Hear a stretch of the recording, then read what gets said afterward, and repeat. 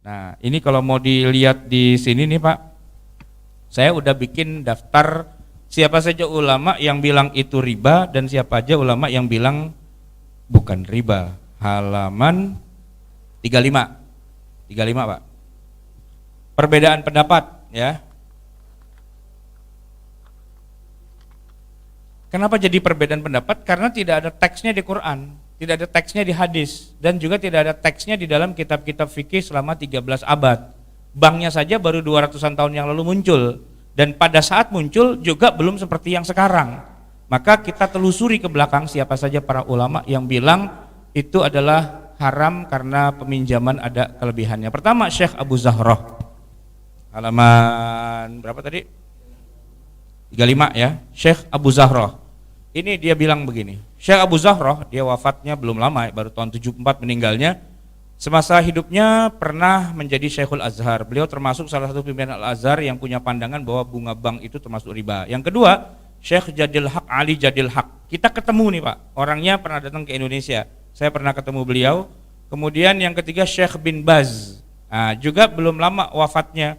Kalau Jadil Haq tahun 96, bin Baz itu baru 99. Jadi sekarang 2019, 20 tahun yang lalu ya wafatnya. Nah, mufti kerajaan Saudi Arabia ya kan. Dan yang paling fenomenal nomor 4, Dr. Yusuf Al-Qardawi yang punya kitab Fawaidul Bunuk Hiya Ar-Riba Al-Muharramah.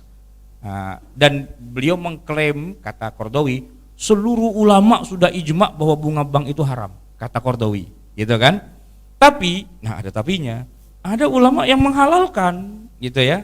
Ini semalam saya begadang-begadang lagi nulis ini Pak nih, makanya saya masih ingat nih, tenang aja ya. Ada yang pertama Dr. Muhammad Abduh ya. Beliau ini tokoh senior kebangkitan Islam di seluruh dunia. Jadi kalau kita lihat gerakan-gerakan kebangkitan Islam di dunia, di Indonesia ada NU, Muhammadiyah, Persis, bla bla bla bla itu, itu semangat kebangkitan Islamnya itu dari Muhammad Abduh. Beliau mufassir, punya kitab namanya Al-Manar, ya, Tafsir Al-Manar. Nah, di dalam Tafsir Al-Manar itu beliau menjelaskan, karena di masa itu emang lagi booming tentang bank, orang pada ribut. Nah, beliau ketika nulis tafsir ngomentarin, ini komentarnya Pak. Di halaman berapa tuh? Halaman 38. Syekh Dr. Muhammad Abduh, wafatnya tahun 1905 ya, adalah salah satu tokoh senior kebangkitan Islam masa modern yang menjadi inspirator banyak gerakan pembaruan Islam di berbagai negeri. Dalam kitab tafsirnya, ya, karyanya itu Al-Manar, Abduh memberikan bahasan khusus dalam masalah bunga bank, di mana beliau memandangnya bukan riba. Sebab uang yang disimpan di bank itu memberi manfaat kepada kedua belah pihak, yaitu yang punya uang ataupun yang meminjamkan. Jadi beliau mengambil kasusnya begini, ilat keharaman riba itu adalah memakan harta orang lain dengan cara yang batil. Di Quran nanti ada disebutkan adhafan mudha'afah. Jadi ngutangnya misalnya 1 juta, ujung-ujungnya harus bayar jadi 20 juta. Itu riba yang ada di zaman jahiliyah di masa Rasulullah. Gitu kan? Karena itulah jadi haram. Tapi kalau kedua belah pihak merasa diuntungkan walaupun ada kelebihan dan nilainya kecil, itu enggak jadi masalah. Kata beliau ya, bukan kata saya. Saya cuman ngebacain hasil yang saya baca di tafsir Al-Manarnya itu. Kan sudah antaradin. Lagian kecil, ilat keharamannya itu kalau ngutang berlipat-lipat. Sampai di zaman Nabi itu orang kalau udah kelibat utang, itu semua dijual Pak. Termasuk bininya dijual juga. Iya, bininya dijual, anaknya dijual, jadi budak maksudnya. Terakhir dia jadi budak, maka perbudakan itu marak di masa jahiliyah karena adanya riba. Tapi sekarang kita tanya, ada nggak orang nabung di bank atau minjem duit di bank terus jadi budak? Nah, gitu kan nggak ada gitu. Kalau tanahnya habis, iya. Tapi kalau sampai dia begitu enggak. Ini kata Muhammad Abduh dalam Al-Manar. Nah, yang kedua ada Syekh Abdul Wahab Khalaf, ya. Dia juga seorang ulama hadis nih di Mesir, ahli usul fikih, ahli fikih ya, dan juga jadi qadhi. Beliau bisa dianggap sebagai orang yang menghalalkan bunga bank. Berikut adalah pandangannya. Ya, idza a'ta insanun alfa junaihin litajirin aw muqawilin liya'mala biha fi tijaratihi aw a'malihi ala ayyatajra biha wa ya'malu fiha wa yu'tihi kullu sanatin 50 junaihan ara anna hadhihi mudarabah wasyirkah bainasnaini fa ahaduhuma syarikun bimalin wal akhar syarikun bi amalihi au bi amalihi wa malihi. Terjemahnya udah ada di situ, ya kan? Bila seorang memberikan uang 1.000 juneh, itu mata uang Mesir. Kalau kita taruhlah misalnya 10 juta gitu ya. Kepada seorang pengusaha atau seorang kontraktor untuk dijadikan modal usaha dengan kesepakatan tiap tahun dia membeli 50 juneh. Dari 1.000 itu taruhlah kita bilang tadi 10 juta, nah 50 juneh itu berapa? 50.000 atau 50.000 seperberapanya itu? 0,5% ya, gitu kan? Setiap tahun, gitu kan, kecil kan? Saya memandang ini adalah mudharabah, ini adalah syirkah antara dua orang, yang satu menyertakan hartanya, yang satu menyertakan amalnya.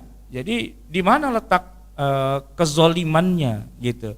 Dua-duanya dapat keuntungan, dua-duanya dapat manfaat. Itu kata Abdul Wahab Khallaf. Kemudian ada Syekh Shaltut.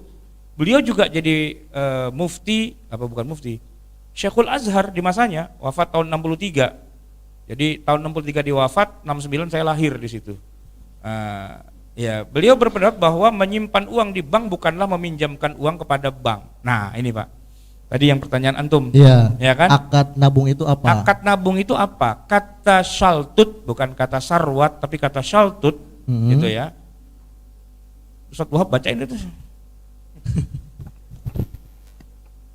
Syekh Shaltut ya, itu pandangannya bahwa menyimpan uang di bank bukanlah meminjamkan uang kepada bank, tetapi pada hakikatnya adalah titipan kepada bank.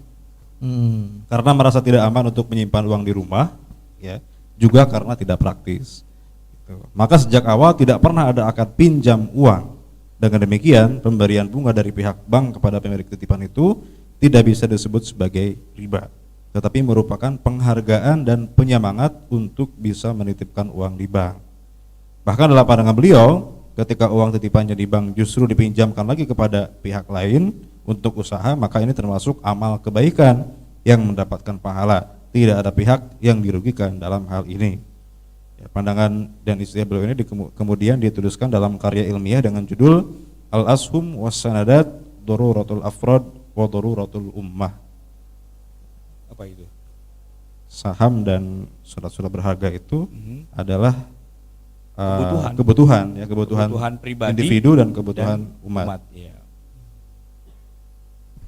Beliau juga menulis dalam kitab fatwa sebagai berikut: walladzina rahu tatbiqan lil ahkam syar'iyyah wal qawaid al fiqhiyah as-sarimah anna arbaha sunduqit tawfir halalun wala hurmata fiha. Ya, tegas sekali ya mengatakan. Tegas mengatakan halal, bahwa kami berpendapat bahwa untuk menerapkan hukum syariah dan qawaid fikih yang betul, bahwa sesungguhnya keuntungan yang didapat dari sunduk taufir itu simpanan.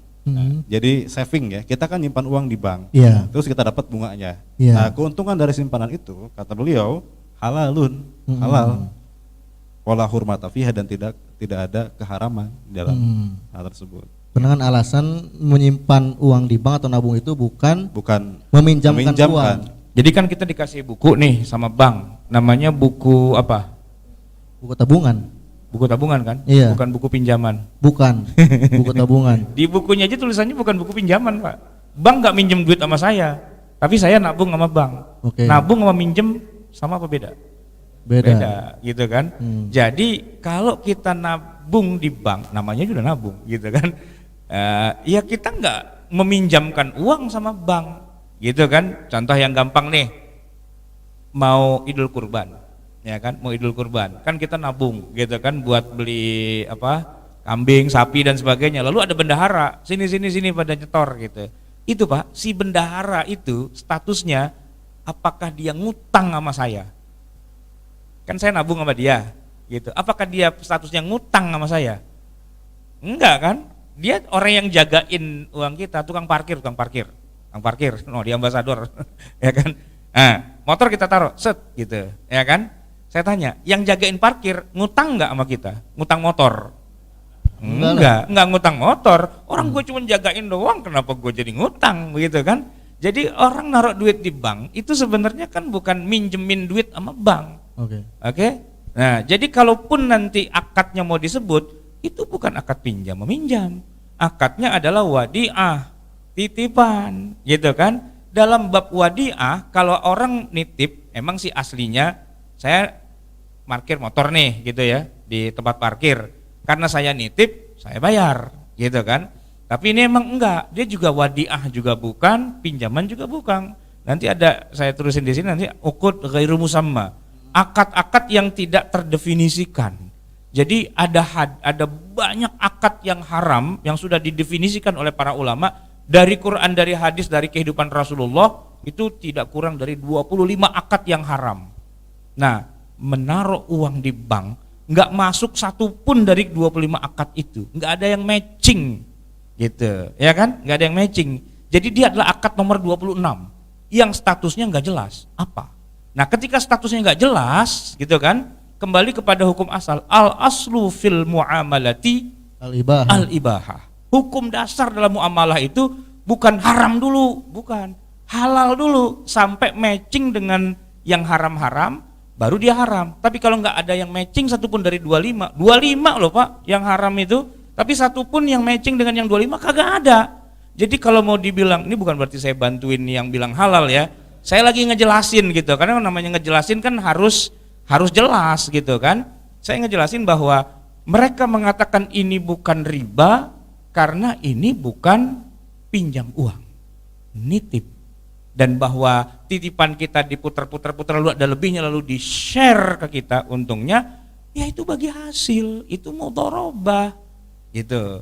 Itu mudharabah, bukan bunga. Kata siapa itu? Shaltut. Nah, gitu loh. Bapak jangan terpengaruh dulu gitu, karena dulu kita waktu kuliah di Libya gitu juga sih. Ketika dia jelasin mazhab Syafi'i kencang banget, sampai kita bilang Syafi'i ini dosen gitu kan. Begitu dia jelasin Hambali kencang juga. Hambali dia ternyata kan. Begitu dijelasin Hanafi, wah Hanafi ini dia gitu kan. Nah, karena apa? Karena memang dia menjiwai gitu. Ketika menjelaskan menjiwai. Ujung-ujung kita tanya, Ustadz mazhabnya apa sih gitu kan? Itu rahasia katanya gitu kan. Kayak Dr. Wahbah Zuhaili Pak, baca Al-Fiqhul Islami wa Adillatuhu, itu banyak orang yang pada puyeng. Kenapa? Wahbah Zuhaili itu mazhabnya apa sih? Karena dia ketika jelasin mazhab Hanafi jelas banget, Maliki jelas banget, Syafi'i jelas banget, semua jelas. Tinggal orang bingung, kayaknya dia Syafi'i deh. Enggak, dia tuh Hanafi kayaknya gitu kan, bingung kan? Nah, kecuali orang yang nanya langsung, saya ketemu langsung sama Wahbah Zuhaili, apa? Syafi'i lah gitu kan. Oh Syafi'i, tapi antum waktu jelasin Hanafi mantep banget. Ya iyalah, namanya orang lagi ngejelasin harus mantap kan gitu, biar adil. Jadi nanti saya mengistilahkan begini, urusan ketika menitipkan uang di bank, lalu ada tambahan dari bank ke kita, atau misalnya sebaliknya, bank itu meminjamkan kepada kita lalu kita memberikan sebagian kepada bank itu paling tidak seperti yang dikatakan oleh Syekh Ali Jum'ah di sini halaman 41, itu adalah perbedaan pendapat ulama yang tidak pernah selesai. Tidak ada kata akhir antara yang bilang haram dengan yang bilang halal gitu. Kita seperti berhenti di satu titik, ada pertigaan. Bisa belok kiri, itu yang bilang haram semua, dan bisa belok kanan yang bilang halal semua. Nah, Bapak mau ikut belok kiri apa belok kanan? Itu terserah Bapak. Saya ngasih tahu, kalau kiri haram, kalau kanan halal. Masing-masing ada ulamanya, dan masing-masing ulama itu bukan orang sembarangan. Para masyayikh di Al-Azhar. Ya, ini yang Syekh Sayyid Tontowi ini ulama Azhar. Dia juga begitu, dalam fatwanya menyebutkan bahwa bunga dari hasil menabung di bank bukan riba yang haram, tapi merupakan bagi hasil atas usaha bersama. Mudharabah. Meski pembagian hasil itu sendiri sudah ditentukan nilai di awal, namun menurut beliau itu sah-sah saja karena sudah melewati proses saling ridho di antara kedua belah pihak. Gitu kan Pak? Nah, Syekh Ali Jum'ah itu mufti Ad-Diyar Al-Misriyah, sama dengan pendahulunya mengatakan begitu, dan Dr. Ahmad Thayyib sekarang yang jadi Syekhul Azhar sekarang, itu juga begitu. Dan banyak ulama yang lainnya, Dr. Abdurrahman Adawi, Muhammad Ar-Rawi, Dr. Nasr Farid Wasil, Dr. Yasin Suwailim, Abdul Azim Baraka, Muhammad Salam Madkur, Muhammad Asy-Syahat Al-Jundi, Ismail Ad-Dar dan sebagainya. Ini adalah ulama modern, kontemporer, ahli fikih, ahli syariah yang mengatakan itu bukan bunga. Gitu. Menampik klaim Dr. Qardawi yang mengatakan ijma seluruh ulama hari ini bahwa itu bunga. Nah, jadi kan saya bilang balik lagi, ya realistis aja. Kiri haram, kanan halal. Bapak mau ke kiri atau mau ke kanan, itu urusan Bapak. Jangan salahin saya. Nah, gitu. Saya bikin bingung nih. Ya enggak, memang begitulah kan para ulamanya beda pendapat gitu kan. Yang jelas, cuman yang sering kejadian begini Pak, ustadz kebanyakan itu kalau dia belok kiri, yang kanan ditutup gitu. Enggak ada kanan, semuanya kiri gitu. Nanti kadang-kadang yang hobi ke kanan semua, kiri kagak ada gitu kan. Jadi enggak jujur. Nah, di sini kita pengen jujur-jujur aja, buka-bukaan aja apa adanya. Bang, bunga bank itu haram? Iya. Sebelah kiri semua bilang haram, tapi sebelah kanan semua bilang halal. Bapak milih aja yang mana gitu. Saya bisa simpulkan begini ya, mungkin ya saya simpulkan nih. Daripada puyeng ya, ini saya simpulkan sendiri aja. Riba, semua sepakat ulama riba itu hukumnya haram. Ya, semua sepakat di sini, nggak ada ulama bilang riba itu nggak haram, semuanya bilang haram. Nah, pertanyaan berikutnya atau kesimpulan berikutnya, bunga bank, nah, apakah itu riba atau bukan? Nah, itu masih berbeda pendapat ulama. Ya, apa tadi kata Syekh Jumah nggak akan berakhir ya? Nggak akan berakhir, itu sampai hari kiamat nggak akan selesai. Jadi itu ya, riba semua ulama sepakat itu haram, tapi bunga bank apakah itu riba atau bukan? Nah, itu debatable ya. Itu ulama masih memang belum sepakat seperti itu. Itu yang pertama. Yang kedua, nabung di bank itu akadnya belum terdefinisikan ya. Menurut pihak kanan. Kalau menurut kiri riba, udah haram pokoknya. Iya, antara wadiah dan qard ya. Ada yang bilang itu wadiah titipan, tadi bilang, ada juga yang bilang qard sebagai pinjaman yang ujung-ujungnya nanti riba seperti itu. Jadi ya itu, mau pilih kanan silahkan, mau pilih kiri ya mangga. Ya emang begitulah, ya kan. Saya tanya, kepiting haram nggak? Tergantung siapa yang bilang, Hambali apa Syafi'i. Kalau Hambali bilang haram, Syafi'i bilang haram, dalilnya kuat. Tapi Hambali bilang halal. Saya tidak makan kepiting kecuali dibeliin, lain lagi cerita. Maksudnya begini Pak, kalau ada pada orang makan kepiting itu, ya kan, saya nggak bilang haram. Kenapa? Karena Hambali bilang halal, tapi saya nggak makan, mahal, kan gitu ya. Sama kayak kopi luwak kali ya. Nah, kira-kira begitu. Kopi luwak Ustaz nggak minum. Cuman kan masyarakat kita tidak terbiasa diajak kepada suatu kajian yang ternyata tidak final, berakhir seri gitu. Kita terbiasa nonton pertandingan biarpun udah 2 kali 45 menit dan seri, tetap aja harus tos-tosan. Nah, gitu. Padahal tuh berakhir seri Pak sebenarnya. Tos-tosan tuh udah kurang inilah, itu unsur keberuntungan dan sial itu lebih kuat gitu. Nggak seru Pak kalau kita nonton Piala Dunia ujung-ujungnya seri terus adu penalti, itu agak seru banget gitu loh. Kenapa? Ya itu kan unsur keuntungan keberuntungan ya, itu lebih banyak bermain. Tapi kalau ini MU lawan hasilnya 5-0 dicukur gundul, seru gitu kan. Apalagi lawannya juga ngebalas 1-0, 1 sama, 2-1, 2-2, 2-3-1. Wah, gitu kan seru kan? Walaupun pada akhirnya seri, tapi jangan 0-0 gitu loh. Karena enggak seru. Nah, kira-kira kita tidak terbiasa dengan hal-hal yang ternyata para ulama selesai di final itu seri gitu. Enggak ada yang kalah, enggak ada yang menang. Enggak terbiasa. Ustadz kita kebanyakan tuh rada-rada, bukan curang sih saya bilang, cuman rada-rada ribet ngejelasin kayak gini. Udahlah satu aja yang dijelasin, haram, selesai gitu doang, ya kan? Nah karena haram, orang pada puyeng, akhirnya pada keluar, gitu. Saya sih kalau pada keluar dari bank konvensional yang kerja itu, ya saya sih mesem-mesem aja, dia kagak tahu, biarin aja, ya, mau keluar aja. Emang bisa sih ada yang bilang haram gitu kan? Coba nanya ke saya, ntar saya ceritain kayak gini loh, kagak jadi keluar loh ntar. Jadi gimana, mau keluar nggak? Nah, BCA senyum-senyum dia hari ini.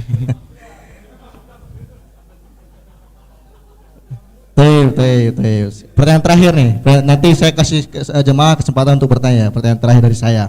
Lagian bukan saya yang bilang, itu ulama, itu ada, makanya nih bukunya beli nih Pak nih. Antum beli 20 per orang, bagiin, sebarin. Bukan kita mau bilang bank itu halal, enggak. Tapi masih ada ikhtilaf di situ, dan yang ikhtilaf bukan orang awam kayak kita, fuqaha di masa sekarang, gitu loh. Dan itu menjawab kebingungan Bapak. Kan Bapak kemana-mana naik busway ngetap, ya kan? Emang ini tapnya pakai bank syariah? Kagak ada bank syariah tuh ngetap Pak. Itu kalau nggak BCA, Mandiri, BRI, apalagi itu ada 5 lah gitu kan.